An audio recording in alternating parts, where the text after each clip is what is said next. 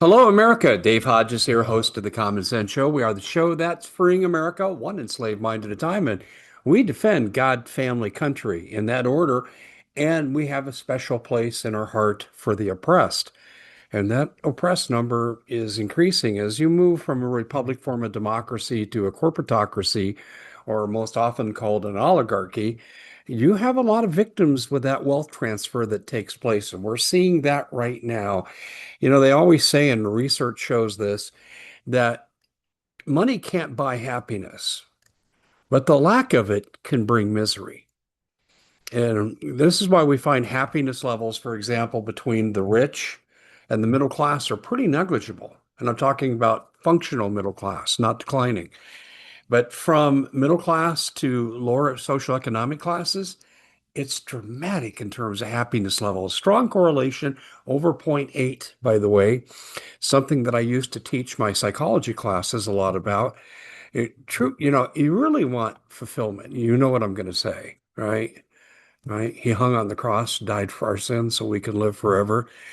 Immersing yourself in that, I find more times than not does bring you a better status in life.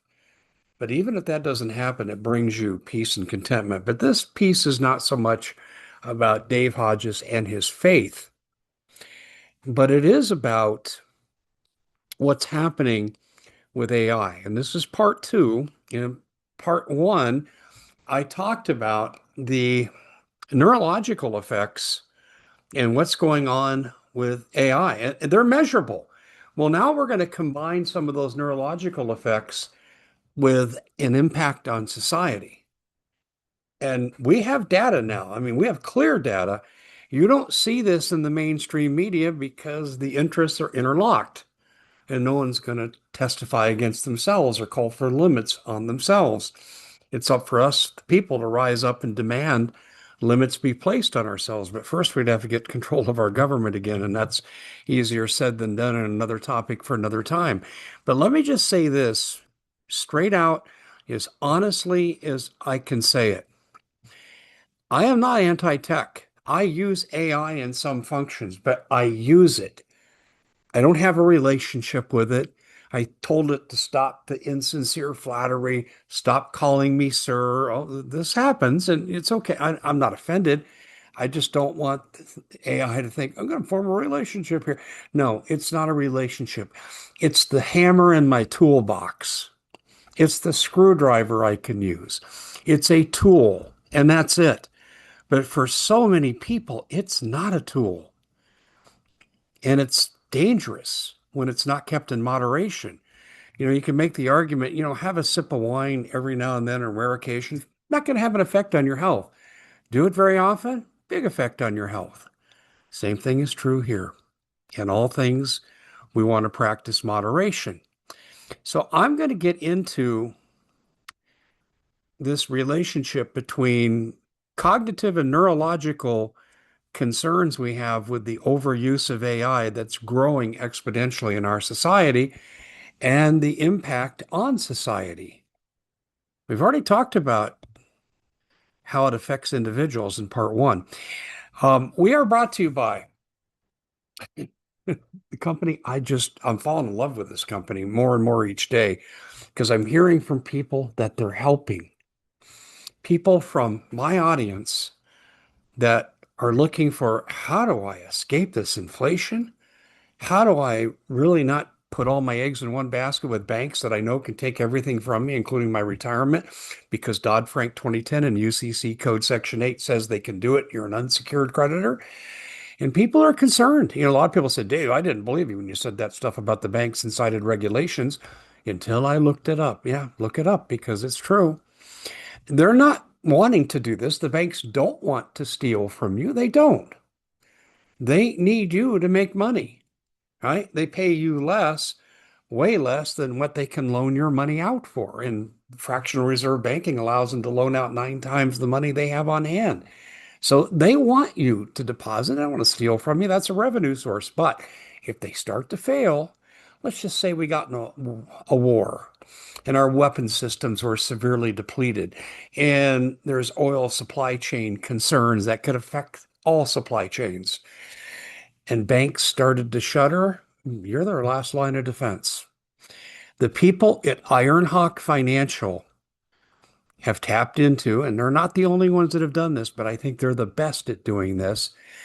They have learned how to help people set up various programs. I ran through that yesterday and I showed you the four areas, and they can help you turn good money into fantastic money, do it tax free, and be recession proof. And those aren't outrageous claims. This was done secretly under IRS Code 7702 by the wealthy for a long time, and it was tough for people to figure it out. Joe Lombardi, the CEO of Ironhawk Financial, figured this out, and he's doing great. And I've told you, two people from my audience not only have done this and they're killing it, they are now agents. Yeah, that's how much they believed in it. And in fact, I guess they just did another deal with someone from my audience. Again, you need to look at this. Recession proof. Need to do it. Go to dhawk.com. There's no hard sale here. They're not going to try to talk you into anything. In fact, if anything, you want them to say, we can help you. Because if they can't help you, they're going to tell you in the first few minutes. But they're such great human beings, they're going to say, think about doing this instead.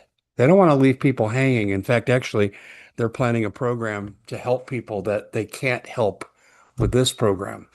dhawk.com. Okay, let's take a look at what we talked about here.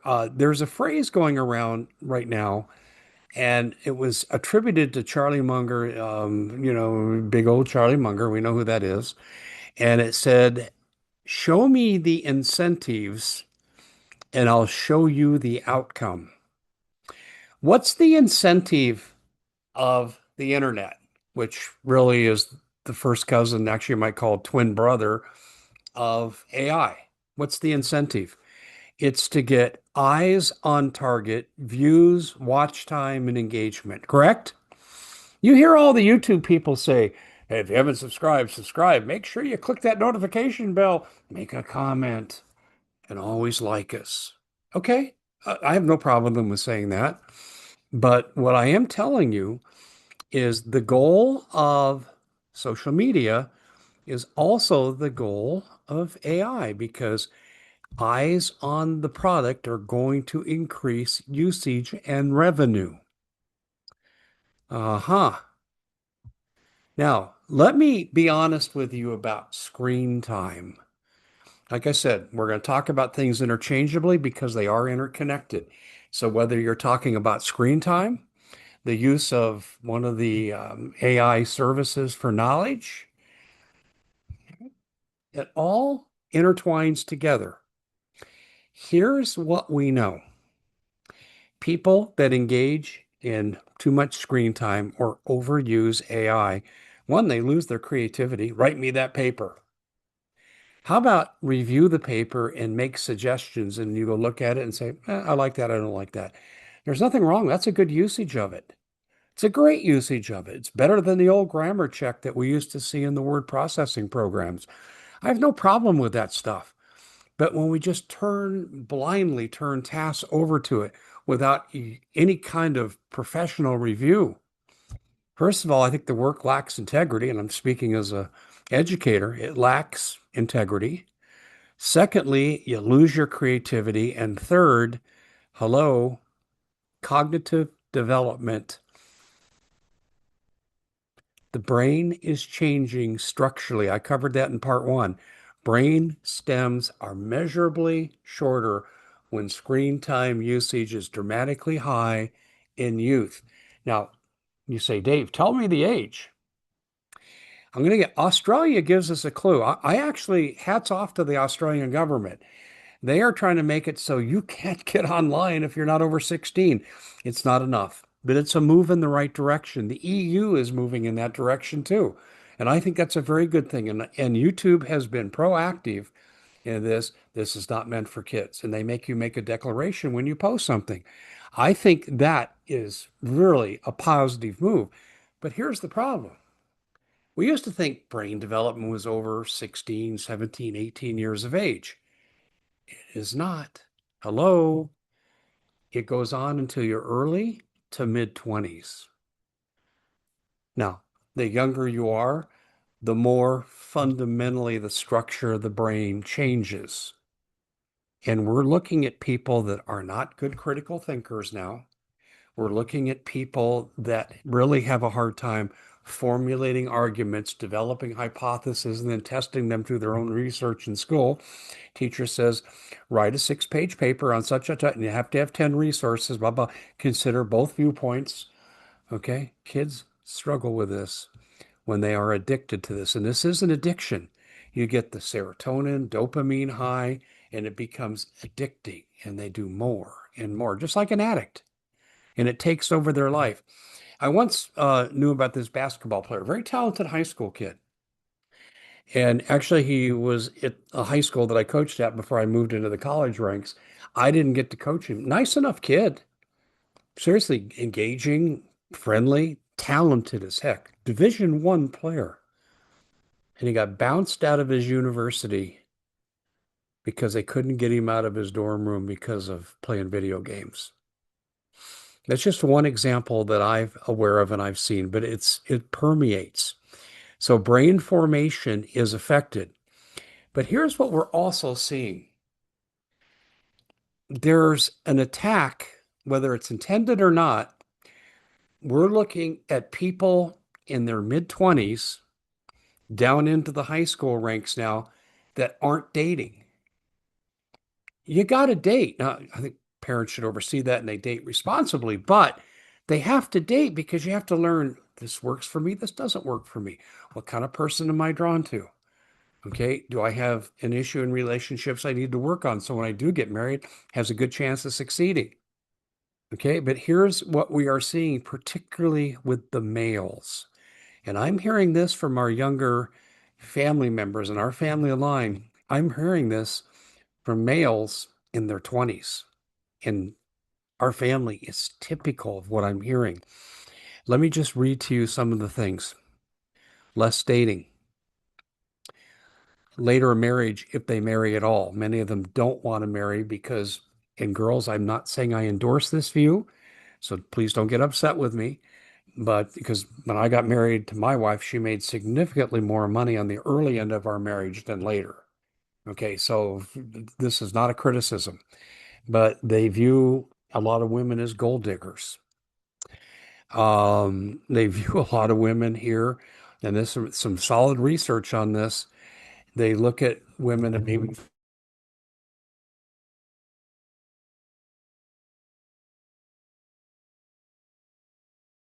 in our family line that are plenty virtuous and I think would make excellent wives.